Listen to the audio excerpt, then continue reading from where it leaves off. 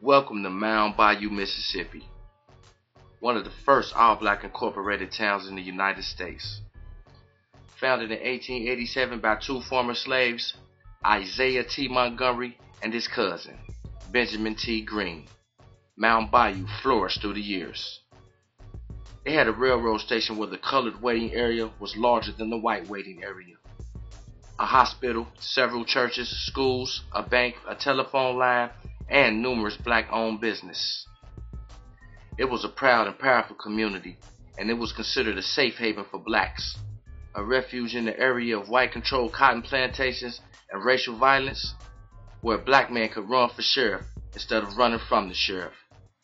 Around the 1900s, it was deemed by President Theodore Roosevelt as the jewel of the Delta. But there came a time in 1939 when friction developed in Mound Bayou. The murder of one of their own in front of his store sparked a frenzy of shock. The residents didn't know what was becoming of their beloved town. Mound Bayou had been virtually crime-free. Now, conflict became a part of its existence. The discord and hostility robbed the local residents of the security they had worked so hard for, and by the 1960s, it was evident that pride, power, and security no longer applied to Mound Bayou. On July 15, 1965, the ugliness from which Mound Bayou tried to hide, from which it tried to escape by being self-governed, was interrupted once again by a force of violence from a posse of white men that brought the spirit of the townspeople to their knees. Willie Woodson Jr., a 21-year-old convict whom had returned home to Mound Bayou 12 days earlier, was sought for taking the officer's gun on the road outside of Mound Bayou. I'm from Mound Bayou, and so the police pulled up behind them and trying to, get them stopped. And so they kept driving, so the police shot through the back window of the car. So he stopped, and so he got out, and he had told my little brother that if he still don't move. So he got out, so the police actually put his hand on top of the car. While the officer attempted to arrest Willie for the theft of several cars, Willie overcame him. He attempted to do that and turned around, hit the police, and knocked him out. So he left. Willie was determined not to go back to jail. So once he overcame the officer, he took his gun. And he did attempt to shoot him, but the gun jammed. So Willie then fled on foot back to his grandmother's house in Mound Bayou. There he pleaded for help to get out of town. Shortly later, he disappeared into the night. He found refuge under the house where his brother stayed with a friend. My mama, he said, I got in trouble. He said, I got to go. I got to get out of town. And so he changed clothes that night, and he left. And that's when he went hid on Mr. Frank's house.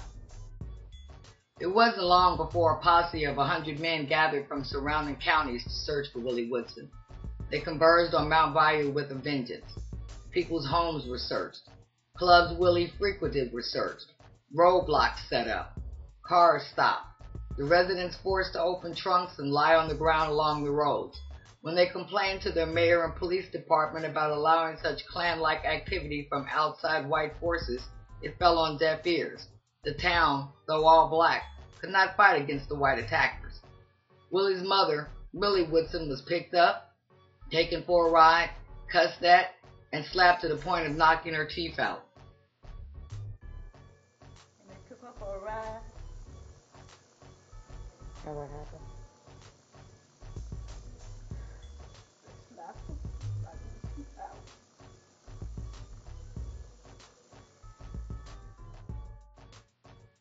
Willie's grandmother, Ann McGee, had her humble wooden frame house tossed about and searched. Her papers were thrown out on the stairs, the same stairs she had mopped an hour earlier with bleach to hide the scent of her grandson from the dogs. They tried to make her territory. They're not going nowhere. They kept watching the house. It was like South Africa under siege because of the fact that they were harassing people who had The invasion of the old black town lasted through the night and spilled into the next day while Willie's mother frantically searched for help to get her son out of town. She enlisted the help of Mr. Andrew Moore from the NAACP, but it was too late. And so nobody knew he running until the next morning. One of my brother's friends, captain came on the back porch, and then heard my brother came and he said, CJ. And so CJ said, come on in. He was telling him that he said, man, I just got in trouble with the law. He said, I got to get away from here. And he said, I'm not going back to jail. He said they would have to kill me if I go back to jail. So he fed him that morning, so he went back on the house. He said about 3 o'clock, he said, wake me up, I'm going to try to get away. They found Willie around 3 o'clock that afternoon under a shotgun house where he waited for help and food. Beside him laid a carbine rifle and the .357 he had taken from the officer. Inside was his brother's friend. Willie was told to come out, at which time gunshots rang out. Going out, nigga.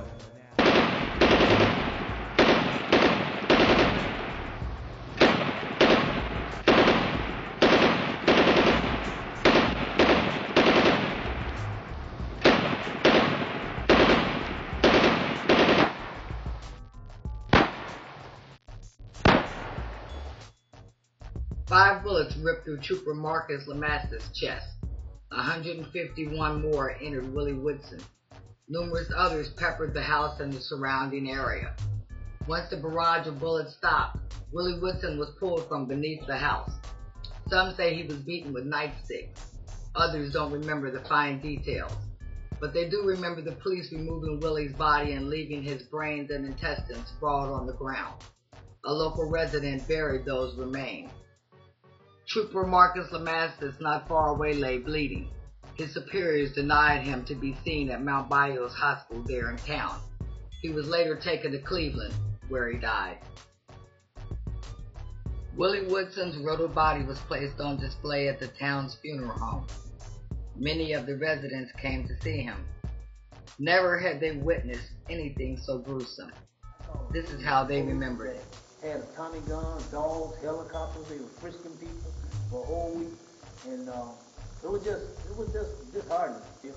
And next thing I heard, they had shot him up so bad that Tom Norwood said he couldn't recognize his feet from his head. So they asked the people in Cleveland to bury him, and they said they didn't want to say you offered, and they said their family didn't have any burial insurance. And so anyway, they said, well, we're going to cash it up. Children. So they sent him a small box out. And then my aunt, who was in Clarksville, North Massachusetts, she said his money had so many really put a hole in it that couldn't hold his body to it. They just had to put him in a body bag and take to the cemetery the next day. And then after that, when this happened in our own city years later, it left a big scar, awesome with people's spirit, that it really went back and reflected on a lot of information. He didn't have any top part of his head at all. I looked at him on a stretcher over there in the undertaker's shop, and it was the most gruesome sight.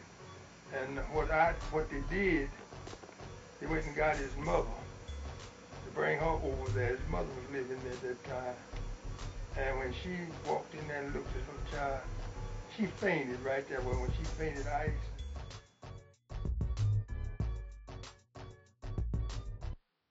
The horrific hunting down and gunning down of Willie Woodson Jr.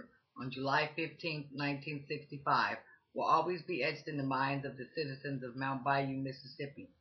A constant reminder that racial violence could come at any given time. That the little town store might have to feed many more on the run from the law. That many more mothers and grandmothers would wash downstairs. That another white officer might get shot. Another Willie Woodson die. Even in a self-governed, all-black town, just like it did once in Mound Bayou. Yeah. That true shit.